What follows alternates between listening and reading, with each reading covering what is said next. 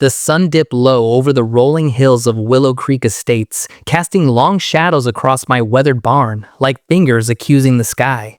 I, Martin Fletcher, had poured my soul into that land. Fences mended by calloused hands, hay bales stacked under starlit nights, a sanctuary away from the clipped lawns and prying eyes of the HOA.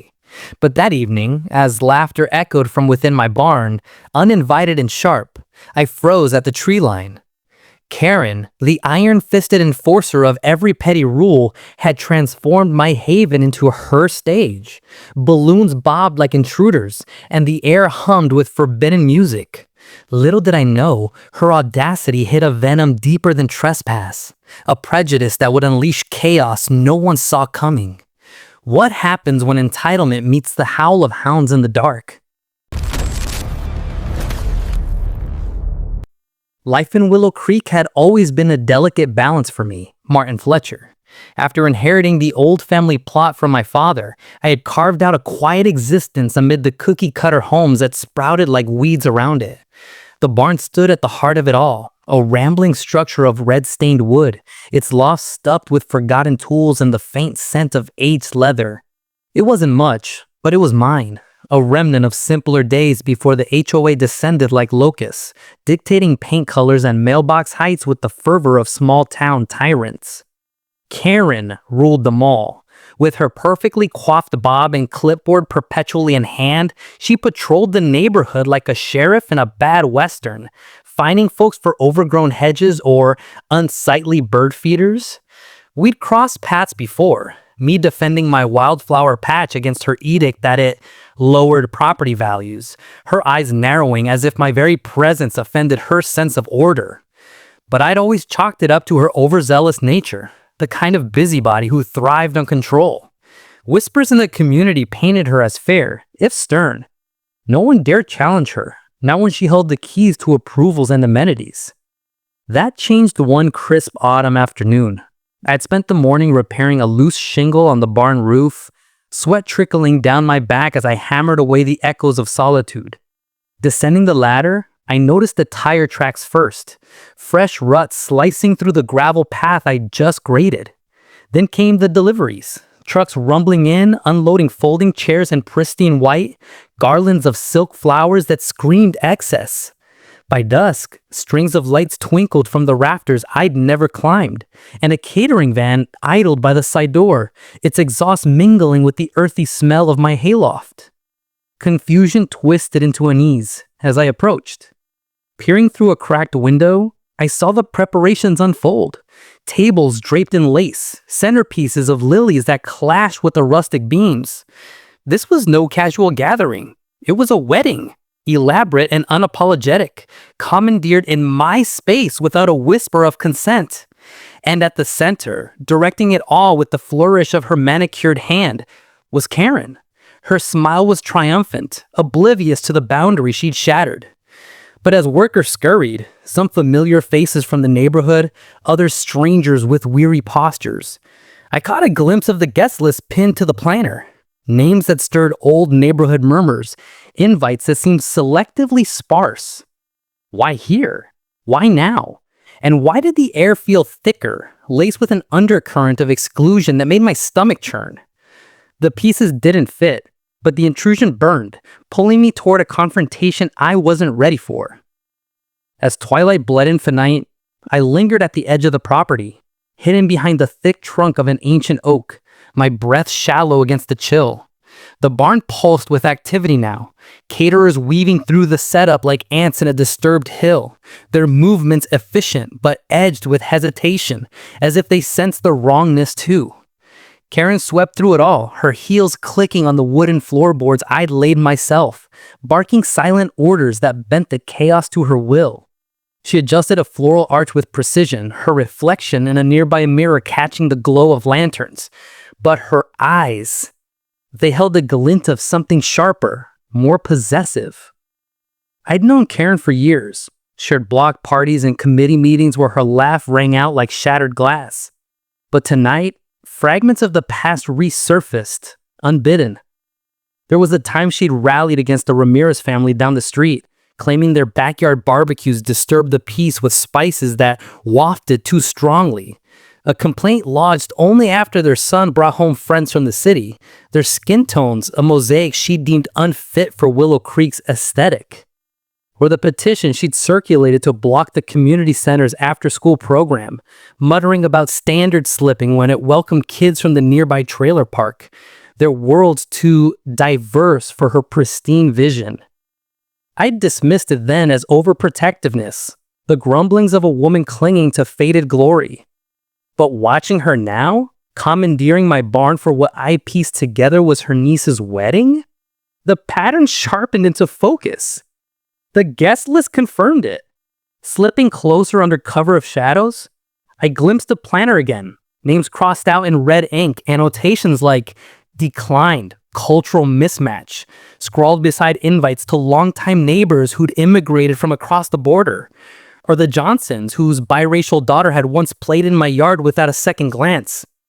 Karen's circle tightened around her own, relatives with familiar surnames, faces from the country club set, all mirroring her unyielding poise. The exclusion wasn't overt, not in the way of slurs hurled across fences, but insidious, a quiet curation that preserved Willow Creek as her domain, a gated illusion where difference dissolved under the weight of community standards. My pulse quickened as the first guests arrived, cars purring up the drive in a convoy of polished sedans. They spilled out in clusters, women in pastel gowns clutching pearl clutches, men in crisp suits exchanging nods that spoke of shared pedigrees. Laughter floated on the breeze, light and untroubled, while the barn's doors yawned open like a mouth devouring my privacy. I thought of my own history here. The late nights tending to orphan foals, the solace after my divorce when the walls echoed only my footsteps. This wasn't just theft, it was erasure, my labor overwritten by her entitlement. Retreat tugged at me. A coward's whisper to call the authorities tomorrow, let bureaucracy untangle the mess. But as a young couple, clearly the bride and groom stepped inside, her veil catching the light like a fragile promise, something snapped. The groom's hands rested protectively on his waist, their joy a beacon in the orchestrated perfection. Yet even they, tied to Karen by blood, seemed dwarfed by her shadow. I'd heard whispers of her disapproval over their hasty engagement, her veiled jabs at the groom's non-traditional job in the arts. If she could bend even family to her will, what hope for outsiders? The tension coiled tighter as music swelled from hidden speakers, strings and piano weaving a tapestry of tradition that drowned out the crickets beyond. Guests milled about, toasting with flutes that chimed like judgments, their eyes scanning the space with approving tilts, oblivious to the beams overhead etched with my initials from decades past. Karen held court near the altar, her posture regal, but her gaze flicked to the windows now and then, as if daring the night to intrude.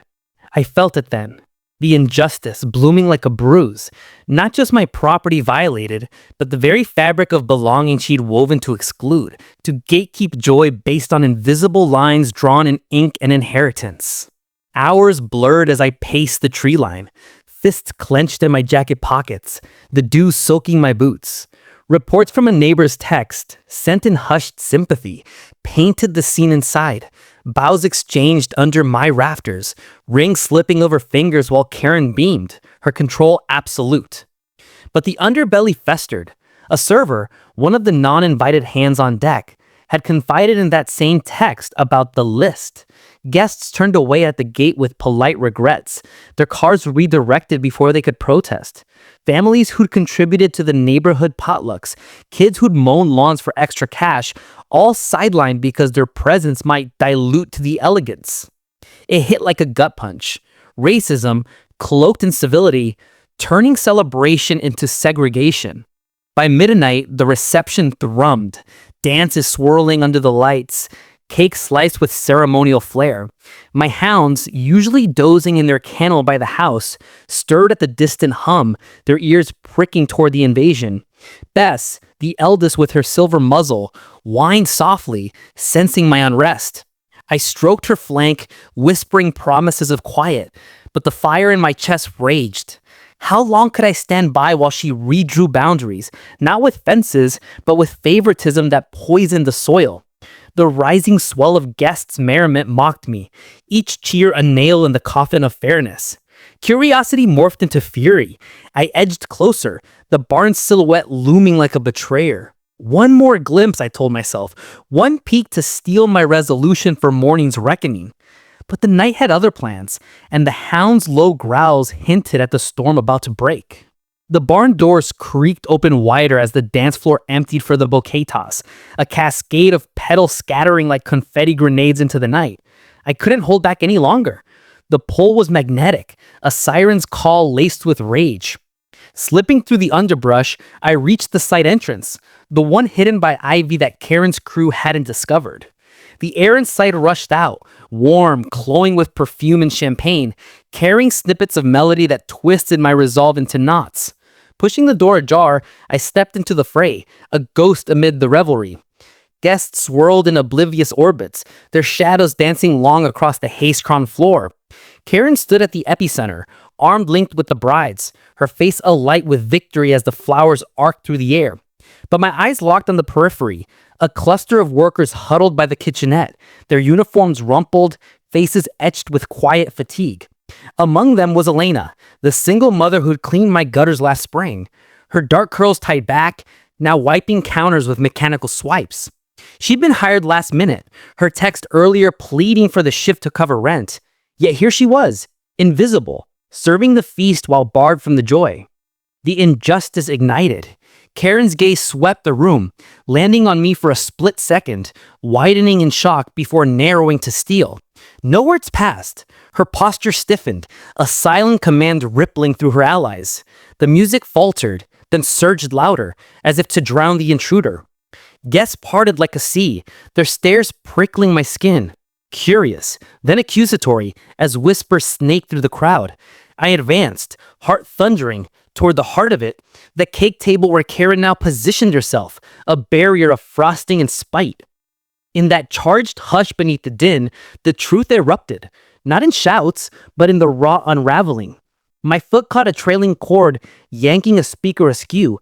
Feedback screeched, shattering the illusion. Chaos bloomed.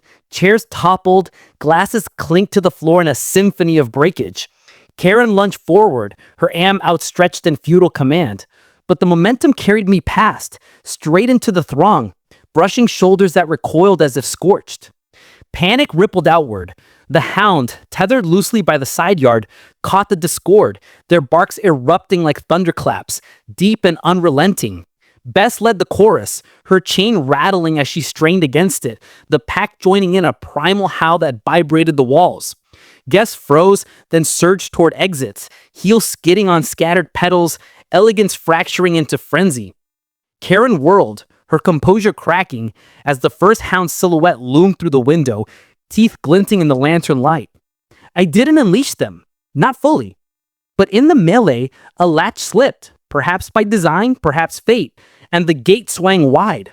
Shadows lengthened as paws pounded the earth, the pack bounding forward, not with savagery, but with the wild freedom of guardians roused to intruders. They circled the perimeter, a whirlwind of fur and fang, herding the chaos without a single snap. Karen backed against the altar, her empire crumbling, the wedding's pinnacle dissolving into a blur of fleeing forms that overturned tables. The bride clutched her groom, veil askew. When reality intruded, entitlement's house of cards folding under the weight of consequences. Dawn crept over Willow Creek like a reluctant witness, painting the barn in hues of regret and renewal. The wreckage smoldered in silence. Toppled chairs splayed like fallen soldiers, garlands trampled into the mud, the once grand cake reduced to a smeared ruin on the threshold. The hounds had retreated to their kennel at first light, spent from the night's vigil, their coats matted but spirits unbroken. I surveyed the damage from the porch, a steaming mug of coffee grounding me against the ache in my bones. Karen's car had vanished before the stars faded, tires spitting gravel in hasty retreat, leaving only echoes of her dominion. Word spread through the neighborhood like wildfire, texts buzzing with half-truths, calls laced with schadenfreude. The wedding, it turned out, limped to a close at the community hall, a hasty relocation that stripped it of pomp. But the real unraveling came in the days that followed. Elena and the other workers shared their stories in hushed group chats. The preferred list Karen had curated, invites withheld based on last names that didn't fit the theme, family sidelined for generations of quiet contributions. The Ramirez barbecue complaints resurfaced, tied to anonymous tips that traced back to her clipboard. Even the Johnsons' exclusion from the potlucks, framed as scheduling conflicts, crumbled under scrutiny, revealing a pattern etched in exclusion. HOA meetings turned stormy. Neighbors who'd bowed before now rising with questions that cut deep. Petitions circulated, not for fines, but for reform, diversity clauses in bylaws, audits of standards that masked bias. Karen resigned in a flurry of emails, her absence a void filled by tentative voices long silenced. For me, the barn stood scarred but standing, its beams whispering of resilience.